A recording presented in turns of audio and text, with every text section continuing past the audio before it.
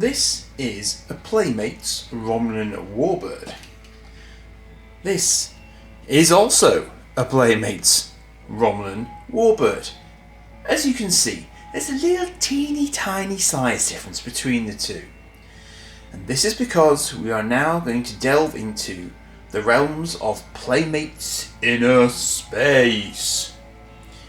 And that means I have to get rid of this guy, and I have to get a bit zoomed in, because this is a teeny tiny little thing of a ship. But this is a very clever idea, I think, on behalf of Playmates, because not everybody is going to be able to afford the big all singing, all dancing, electronic kind of ship. So what we've got here is a teeny tiny, fit in your pocket mini playset. They're actually called mini playsets. So it doesn't stop it being just a ship though. That's the interesting thing about them. Now this is only, it's about 10 centimetres from tip to tail, possibly 11 at a push. Which means, of course, that it can't possibly hold any sort of, articulated minifigures. Only, of course, it does. Because that was one of the gimmicks of this particular range. So I can actually get into this and show you that it has this little teeny tiny compartment in here, which has relatively recognisable, tiny, slightly articulated figures in it. So let me bring this up a little bit closer to the camera so you have half a chance of seeing it. Now this actually has fairly recognisable figures from a sort of a Romulan viewpoint. I think on the left is actually Spock from the Unification episodes from Star Trek Next Gen, and on the right is Tashiar's daughter, who of course is half Romulan, half human. And they are both nesting inside this Dideridex class Warbird cockpit, which has, a little bit of sort of detail on the inside to it, and they both got fairly sort of cosy little seats in there. But I mean, you can imagine how quickly you'd lose these little figures. I mean, that's just crazy. The actual neck of this one is a little bit skewed because I just got this one loose.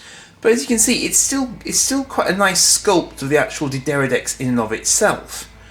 So, if you wanted a little tiny little sort of Star Trek spaceship plaything, which isn't an Eagle Moss model, which isn't going to sort of break in 2 seconds flat, and it's actually designed to be played with, then you could do worse than these little tiny Playmates playsets. Now, they did release a fair few of these, in fact, and I hadn't really appreciated just how many there were until I started to really look at them on eBay. So the strange thing is that I randomly picked up a couple of these in a bigger auction lot that I got quite some time ago. So I can show you a couple of boxed examples, which in turn will show you a few more of the sort of potential sets in the series. I mean, just before I take this one away, as you can see, they've even gone to the trouble of putting a little bit of sort of detailing on the bottom of the hull there. So when all's said and done, it's got a lot of attention to detail to it, as the Playmates lines often have, but this is where they differ from Diamond Select. Diamond Select would never have gone this small, I don't think.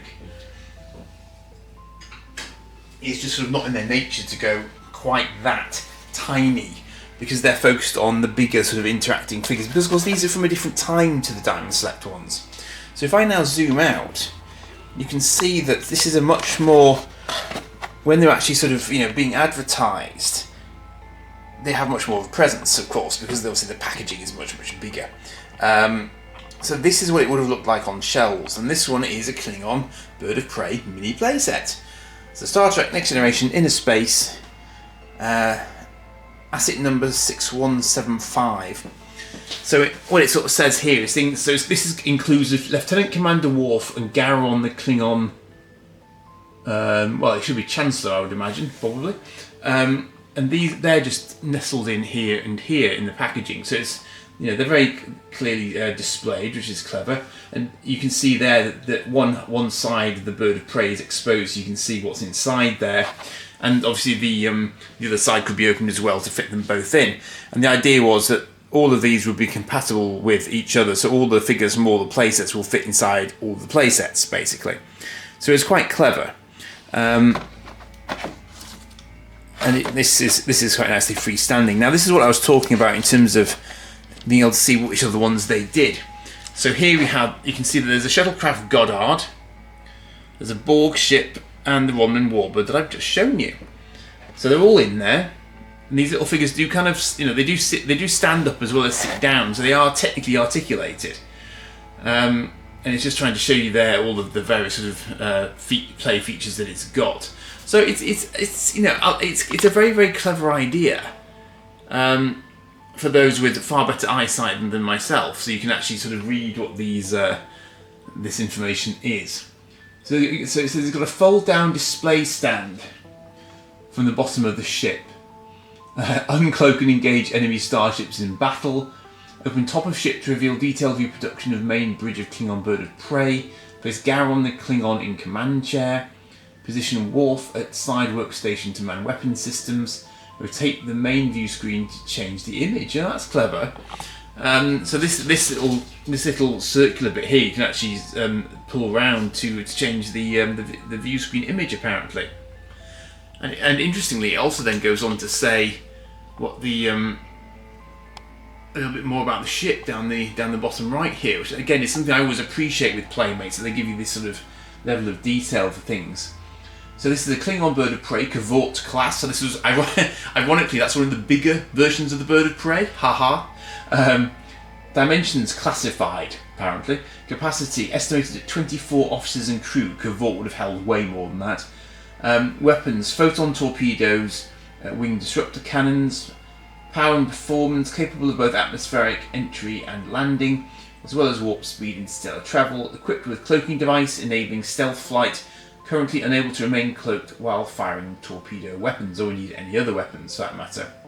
Used by the Klingon Defense Force since 2286. First seen in Star Trek II. Was it? No, I don't think it was. And also used in Star Trek 4, 5 and 6. Originally designed by the Romulans, really? Its design was borrowed by the Klingons, including cloaking device based on Romulan technology. Smaller bird of prey, Burrell class scouts also in fleet. So they do mention the Burrell there. So I quite like that as descriptors go. That's quite cool. That's quite cool. Although interesting, there's another little bit of text just here which is saying more or less the same thing but slightly differing from what the main text is saying. So that's kind of weird. 2 articulated Star Trek The Next Generation mini action figures included. Okay, if you say so. They are kind of articulated, but that might be being slightly generous. But, again, it's nice. It's nice for those of us who care about the lore, because, the lore is included there, without a doubt. And it's just a nice little idea, and I could see that if you were sort of a pocket money wielding sort of child, that would be, of use to you. Now, it's replete with a large number of stickers over it, and I'm just trying to see if I can see a date. 1994, I believe, is mentioned there. There's a date, so we'll take that as read. The only other example of these I currently have, I nearly started getting some of these, but then I thought, would I actually want to take them off the card? Then if I didn't, I'd end up chewing up a lot of space. So again, sort of not a sort of massively interesting vessel, I suppose, but you do see them used quite a bit in the next gen. So this is the Shuttlecraft Goddard mini play set. This one's got, I think it's Geordie, Lieutenant Commander LaFord and Commander Troy mini action figures.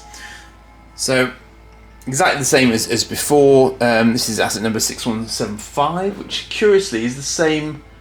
Oh, that's interesting actually. So the only thing that's different is there is a stock number is slightly different. So the stock number appears to denote the sort of the individual item rather than it being the asset numbers. The asset number must be the sort of the series that they're from.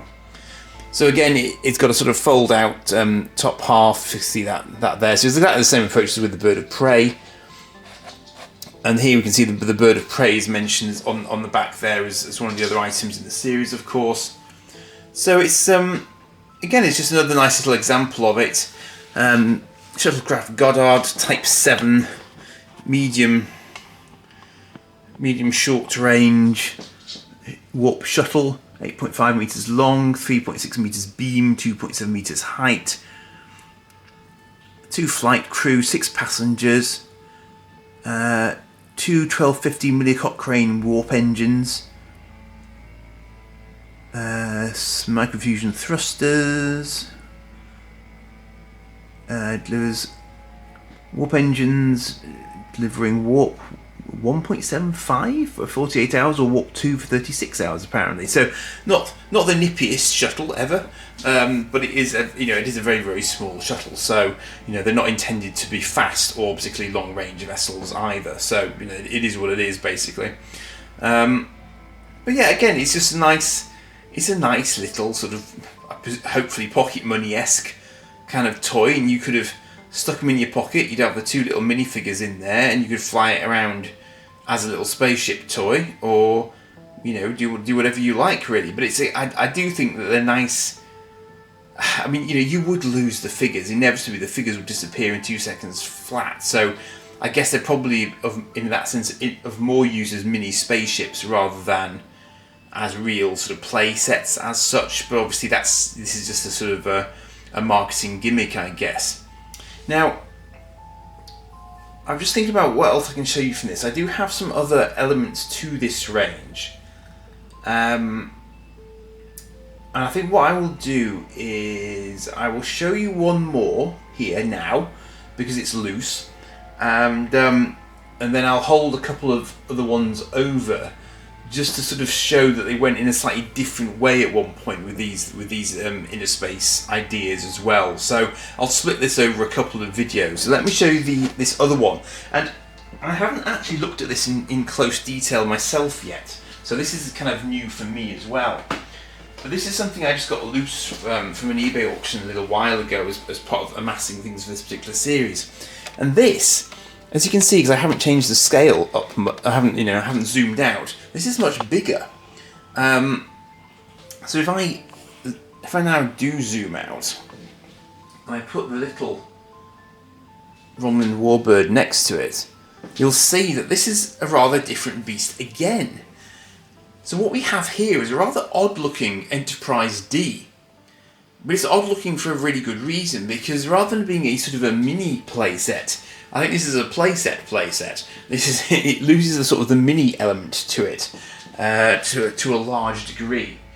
And again, I don't think had this not been thrown at me, I don't think I would have known this existed. But it is in my blue guidebook. So this is sort of 25 centimeters long, whereas the Warbird is only 10. So it's 2.5 times the size of the Warbird. So this is a rather different beast.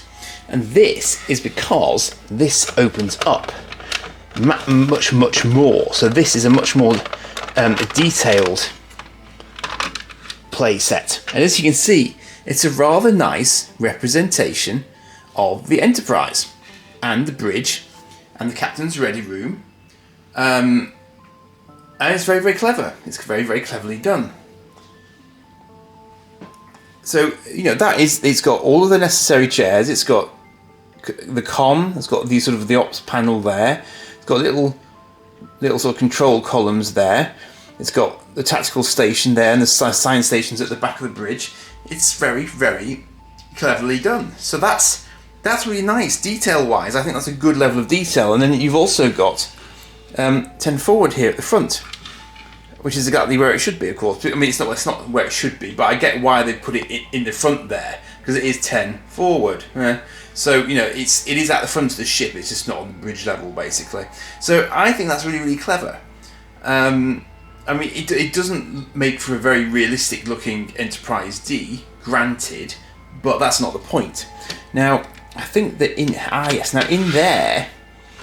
Now, in theory, there should have been a little shuttle in there, but I think I just need to go and look for something. Just went scarpering around the house trying to find the figures that belong in this Enterprise D, when I thought I'd turn it around and look at it from the other way as well. And it's got oops. There goes this warp nacelle. The warp nacelles do pop off. It's a feature, not a flaw, honest. So if I lift this up, you can probably see there, It's got a little Ferengi Marauder on the view screen, which I think is a nice little touch. It's cleverly done of them. But I have now as well. Oh, it's even got the little fish tank. Brilliant. It's got the little fish tank in Picard's ready room. I don't know if you'll be able to see that, but it is there. That's funny. Brilliant. Well played. It's very, very well played, it has to be said. So we have all these seats various on the bridge here, of course. And if I just come in over here, you can sort of perhaps get a better view of the layout. And as I said, it's very well done. But of course, what you do need is the figures. But I was lucky because in this auction, despite it being loose, I did get the figures. I've just been dashing around the house trying to find them. And it turned out that they were, of course, in an envelope rather than in a little plastic bag, which is what I was kind of looking for. But actually, they were in an envelope. So we have here Lieutenant Commander Data, which you probably can't see at the moment. There we go. So as you can see, tiny. They're about an inch long when they're sort of at full stretch, but absolutely tiny little figures, and incredible that they are still around. And I was able to get them as part of this in a loose, sort of set of all things. Now I would imagine that they will fit with a little bit of jiggery pokery behind the various stations. I guess that's probably one of the hardest things. And the seats do turn actually as well, so that does make it easier to put them in. So you can just pop them in and then turn the seats around, I guess. So it would be easier to get them into the sort of the secondary seats there. It's a little bit of a squish inevitably. Perhaps they were more designed to actually be stood up. But I've got what looks to be Riker there. I've got a little Worf there. So this would have been a good value set to get if you'd lost some of them, I suspect, because these would actually double up as the ones for those smaller inner space sets I was showing you as well. And this looks like Data, but with something in his hand. So I wonder if I've actually got some from different sets here. It's certainly possible that some of these are sort of a bit of a mishmash of things. In fact, actually, I wonder if that other one was Picard, because this actually looks far more like Riker, or at least bearded Riker, perhaps. And we've got, that looks like Troy there. So I've got quite the collection. In fact, I seem to have more. This has got to be more than one set. That's definitely another Worf there, I would say. It definitely looks more like Worf than Geordie, so I don't think that's Geordie. I'm just not sure if I've got much in the way of Picard. So there's Geordie. We've got a Geordie there as well. Awesome. And there we go. That's Picard there. So I've got one Picard definitely. Man, it's also got the little tiny little Goddard shuttle, which you also got as part of this set. So as you can see, that is absolutely teeny tiny, but that's the one that goes in right in the back here. So that will actually fit into the shuttle bay in the back there, and you close that up and you keep it safe in there. Clever, isn't it? We've got a couple of spare chairs here as well. I think they're chairs. They look like chairs. Maybe they're chairs. I don't know. There's something. I'm just not quite sure what. No, maybe not chairs. Maybe they're designed as little tables. Are they more tables for 10 forward or something? It doesn't look like 10 forward is missing anything though, which is so. I'm not quite sure what they're supposed to be be honest. There's no holes in them that would suggest that they're designed to slot in anywhere. So yeah, that's kind of curious. One thing I haven't looked at is this section over here. I'm not sure what this section is supposed to be, because it's not the captain's ready room. It doesn't look like the briefing room. Maybe it's supposed to be a bit of a sort of sick bay or someone's quarters. That looks like a bed there. But I can't quite figure out what the aim of that particular one is. But, it is, considering it all then just sort of tucks up back away again. And then you've basically got a sort of a displayable Enterprise D off the back of it all. So it's a very, very clever kind of nano scale kind of setup for the ship as a whole, and you do get a lot of the little minifigures with it as well. It's got the little impulse engines there as well. They're featured, an impulse engine there as well. So even though it's oddly thick on the saucer section, because you can see there's 2 hinges there very, very clearly. Nevertheless, I think it's a rather sort of fun attempt to build a playset out of the Enterprise D, which, if you had any sort of larger figures than that, would be completely impossible. As on a toy scale, you'd have to have a massive set to be able to fit decent sized figures into it. So I applaud Playmates for the thinking. I mean, I think the odds of... I'm gobsmacked that I've got virtually the full crew. I think I'm only missing Beverly Crusher out of that selection, really. So they've done a remarkably good job of hanging on to the figures, who are the previous owner. And I do quite like it as a concept. So let me know in the comments what you think of that one. I'm going to show you a couple of others which aren't ship-based as well. And I think at that point I'll then just sort of flick you through the whole Inner Space range, because I'm not going to have all of them.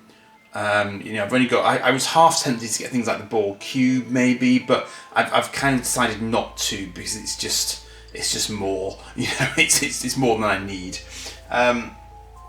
So once I've done that one, we can also then have a look at another... I mean, I'm pretty sure there's a series called that they also do called Strike Force, and Strike Force is not vastly dissimilar to the ones that I've just shown you. They're just that little bit bigger, but we'll come to those in due course, and we can have a chat then about what you think about those as a concept. So that's it for this one, and as I say, do stay tuned for the next release in the playlist, which will cover more of the Inner Space range. Cheers for now.